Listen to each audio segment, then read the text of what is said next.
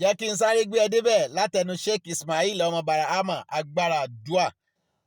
Eléyìí ni mo fẹ́ fi pè yín sí àkíyèsí gbogbo ẹ̀yin followers mi lórí Facebook, lórí Instagram, lórí YouTube, lórí TikTok, lórí WhatsApp.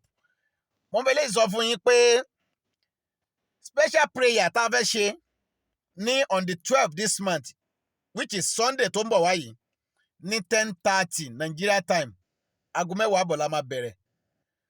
Kò kí ń ṣe pé ẹ máa wá sọ́dọ̀ mi nílọrin o. Lórí péjì mi lórí Facebook lẹ ti máa pàdé mi tẹ́ ẹ máa wò mí ketekete báyìí. Lórí péjì mi Sheikh Ismail ọmọ Barahama agbára àdúà, tó bá ti tẹ̀ sí lórí Facebook ó máa gbé wá fún ẹ. So péjì yẹn láti máa bẹ̀rẹ̀ àdúà yẹn lọ́jọ́ Sunday tó ń bọ̀ wáyìí ní dédé aago 10 àbọ̀.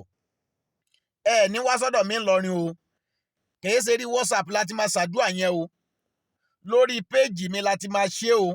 Kọ́lọ́n kó jẹ́ kí a máa bẹ kó dẹ̀ sọ wá ju Sunday lọ. Sunday tó ń bọ̀ wáyìí ni o. Bí wọn náà bá fẹ́ rí ìtúsílẹ̀ nínú ayé rẹ, darapọ̀ mọ́ péjì mi níjọ́ Sunday tó ń bọ̀ wáyìí on the 12th ní 10:30. Alẹ́ 10:30 alẹ́ Sunday la máa bẹ̀rẹ̀ rẹ̀. Ọlọ́run mọ́sà jẹ́ kémi rí ìtúsílẹ̀ nínú ayé mi o. Jẹ́ kí wọn náà rí ìtúsílẹ̀ nínú ayé rẹ o. Ọlá kún fáyẹ̀ kún náà Ọlọ́run. Kò sí n tó tóbi tó jàdùrà lọ.